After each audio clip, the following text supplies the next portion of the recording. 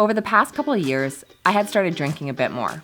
I know that alcohol increases my risk of cancer, and as a cancer survivor, I do not want to have a recurrence, that is for sure. But regardless, I had let one drink with friends on the weekend turn into having a glass of wine Saturday and Sunday, and eventually, I even was having a drink on a weekday night when it had been a particularly rough day. My drinking wasn't problematic or anything, but the number of drinks in a week was starting to add up.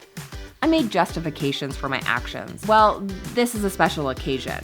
Or, overall, I'm doing good things to lower my cancer risk. Or, what's one drink? Or, it's not like I have a drink every day, until I started to have a drink every day. I knew something had to change when my son got me a wine bottle keychain because he knows mommy likes wine. So to lower my cancer risk, I decided to quit drinking for 30 days. Now, most of us realize that drinking isn't good for our health. I don't think that comes as a big surprise. But what a lot of us don't realize is that drinking alcohol can actually increase your risk of cancer or a cancer recurrence. Now, as a cancer survivor myself, I know that I never want to go through being diagnosed with cancer ever again. That was one of the most terrifying parts of my life, so I want to do everything in my power to lower my risk of a cancer recurrence. Now, look, I know that nothing in this life is guaranteed, right? So even if I completely cut out alcohol for the rest of my life, I could still have a cancer recurrence. And when I announced that I was cutting out alcohol for 30 days, I got a lot of pushback. My friends said, "Why be so hard on yourself? You've already gone through so much." My family said, "But you don't even drink that much." But that's not the attitude I take. I want to be strong, healthy, and fit.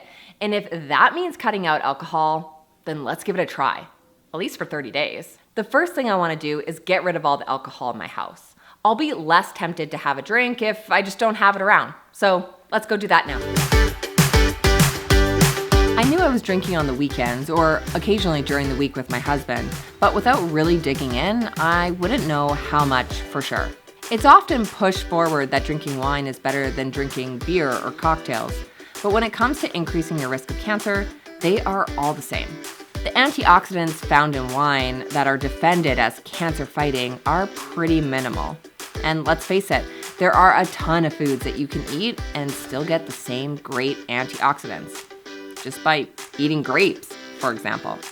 But if you're like me, the busyness of the week takes over your motivation and self-control, and you need to change your environment to really succeed.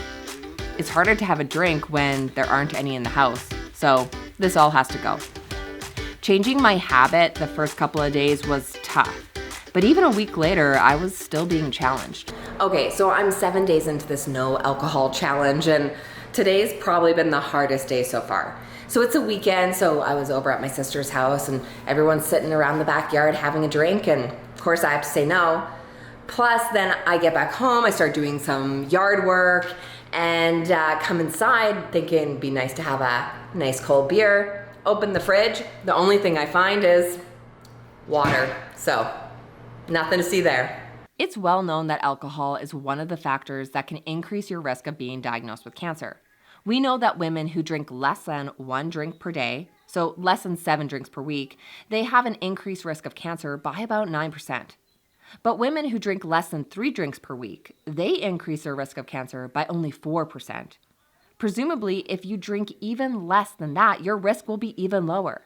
So having a drink once per month or every other week, well, the risk is really low. But it's more than just eliminating or reducing alcohol that's going to drop your cancer risk. It's also important to get in targeted movement. This has been shown to lower your risk of cancer recurrence by 59%.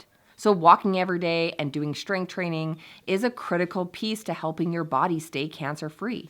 And your food is also important. With the busyness of life, work, the kids, sometimes my meals take a backseat. Not enough veggies as I would like, not enough protein. So I have to pay attention to that too. Okay, so today's lunch is really packed with some cancer fighting potential. Check it out, okay? So this is a salad loaded with veggies. Two different sources of protein, and the reason why that's important is because the veggies are going to give me those antioxidants and fiber that I know are going to help keep me cancer-free, but the protein is what's going to help me heal and rebuild my energy, reclaim my energy, because not only do I want to be cancer-free, but I also want to live a long, healthy life so I can be a little old granny yelling at the kids to get off my front lawn and stay cancer-free. Now, recognizing that there are people who are much more dependent on alcohol than me, this is certainly not the video to help you if you feel like you're struggling with alcohol addiction, but there are some great resources out there if you need that support too. No shame in that. Because I was drinking a few drinks a week, I didn't struggle with any of the withdrawal symptoms. It was mostly habitual. Yes, I could replace an alcoholic drink with water or tea, but eventually that got boring. I wanted a drink so that I could join in on fun events with others, but I didn't want to have a drink myself. So I started trying non-alcoholic alternatives.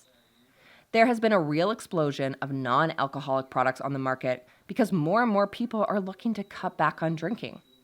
There are now great non-alcoholic beers, wines, and cocktails.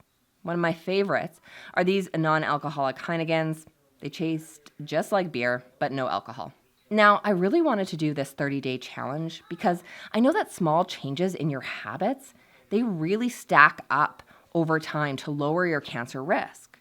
But unfortunately, it also works in reverse. I drink on the weekends, then 2 weekend nights, then during the week with your friends, and pretty soon you're raising your cancer risk and you didn't even realize it. But to really make changes in your habit, you need support. You need guidance and accountability. We all do, even me. Without it, there are lots of backslides where it just takes you a really, really long time to actually make a change. As a cancer survivor, I know we do not have the luxury of time. So that's why I help women lower their cancer risk in the Cancer Freedom Program. Click the link below to find out more. 3 weeks into my challenge, and I noticed that I no longer am looking for a drink during the week. I've completely let go of that habit. My energy is also a lot better. My thinking is clear, and I am way more productive.